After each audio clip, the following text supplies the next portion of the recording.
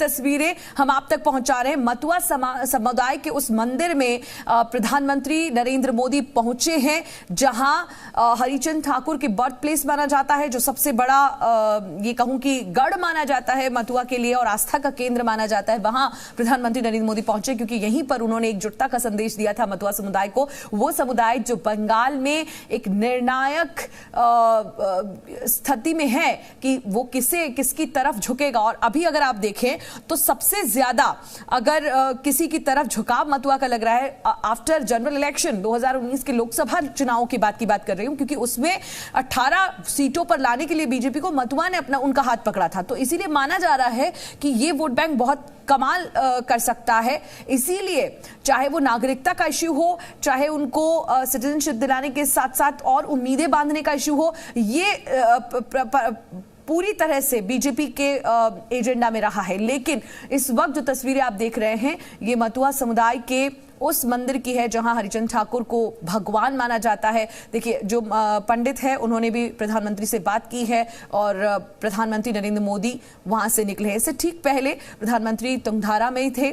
तुंगधारा में प्रधानमंत्री नरेंद्र मोदी ने शेख मुजीबुर रहमान के समाधि स्थल पर, स्मारक पर जाकर उन्होंने नमन किया। और उसके पहले प्रधानमंत्री जो श्रेश्वरी काली मंदिर में थे, जो 51 शक्ति पीठों में से एक है, और वहां पहुंचकर प्रधानमंत्री ने काली मंदिर में पूजा अर्चना की। कोविड के वक्त को याद करते हुए कहा कि कैसे हम सब ने एक साथ मिलकर इस समस्या से निजात पाने के लिए कोशिशें की हैं, उस पर बरकरार रखे और मानव कल्याण की उन्होंने बात की। और इस वक्त जो तस्वीर आप देख रहे हैं वो ओराकांडी की है, बांग्लादेश से आप सीधी तस्वीरें देख रहे हैं, जहां प्रधानमंत्री नरेंद्र मोदी पहुंचे मतुआ समुदाय के उस मंदिर में जो हरिचंद ठाकुर की जन्मस्थली माना जाता है, जहां से उन्होंने संबोधित करके मतुआ समुदाय को एक किया था। और आज भी यहां पर एक बड़ा समुदाय जो है वो आस्था रखता है इस मंदिर में। बंगाल में भी बड़ा समुदाय जो इसमें आस्था रखता है। और अब प्रधानमंत्री नरेंद्र मोदी ओराकांडी में संबोधन भी करने वाले हैं। वो संबोधित भी करेंगे, मतुआ समुदाय के उन प्रतिनिधियों से मिलेंगे, मुलाकात करेंगे,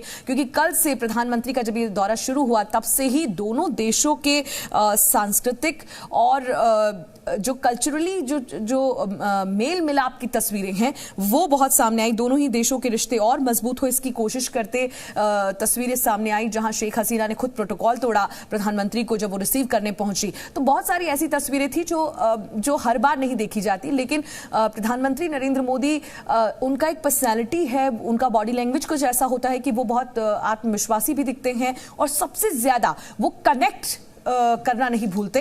आज जब वे ओराकांडी में हैं तो वो पूरे मतुआ समुदाय को भी कनेक्ट कर रहे हैं। जब वो काली मंदिर पहुंचे थे तो बड़े हिंदू समुदाय को उन्होंने कनेक्ट किया बांग्लादेश में पहुंचकर कि आपकी अहमियत हमारे लिए क्या है। और उन्होंने ये तक कहा कि मल्टीपर्पस यहाँ पर एक कम्युनिटी हॉल बनाना चाहिए, क्योंकि बहुत बड़ा मेला यहाँ लगता है, तो ऐसे में लोगों को दिक्कत ना हो। बांग्लादेश की सरकार को शुभकामनाएं देते हुए उन्होंने कहा कि भारत सरकार इसके लिए आपकी मदद करेगी और भारत सरकार चाहेगी कि यहाँ मल्टीपर्पस कम्युनिटी हॉल हो, ताकि यहाँ आने वाले लोगों को किसी भी प्रकार की परेशानी ना हो पाए, उनको हम और सुविधा दे पाए। तो उन्होंने बहुत क्लियर कर दिया। इसके साथ साथ उन्होंने बोहरा समुदाय से कल बातचीत जब की थी तो गुजराती में वो बात कर रहे थे। तो ऐसे जब वो लोगों से मिलते हैं तब वो कनेक्शन करना नहीं भूलते, वो कनेक्ट होना नहीं भूलते। और इस वक्त की जो तस्वीर है वो ओराकांडी की है, जहां प्रधानमंत्री नरेंद्र मोदी मतुआ समुदाय के उस मंदिर में पहुंचे, हरिचंद ठाकुर के मंदिर में, जहां उन्हें पूजा जाता है, जहां उन्हें भगवान की तरह लोग आस्था रखते हैं, क्योंकि ये वही हरिचंद ठाकुर हैं जिनके कहने से पूरा समुदाय एक हो गया था और एकजुटता का संदेश संबोधन उन्होंने वहां से किया।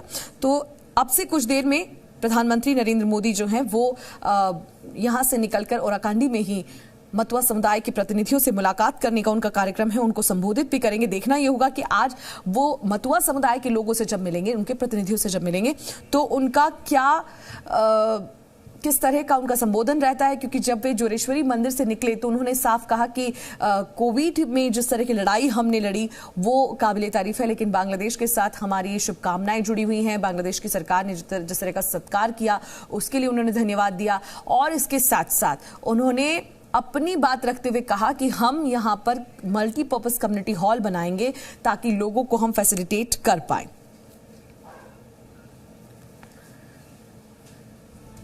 तो बंगाल में अभी तक सुबह 11 बजे तक करीब 36% वोटिंग हो चुकी है। अलग अलग तस्वीरें हम आप तक पहुंचा रहे हैं इस रैली स्टूडियो से। मैं माधुरी कलाल और तमाम अलग अलग स्टूडियो से हमारे सहयोगी और जमीन पर मौजूद हमारे रिपोर्टर्स की आंखों देखी इस छोटे से ब्रेक के बाद।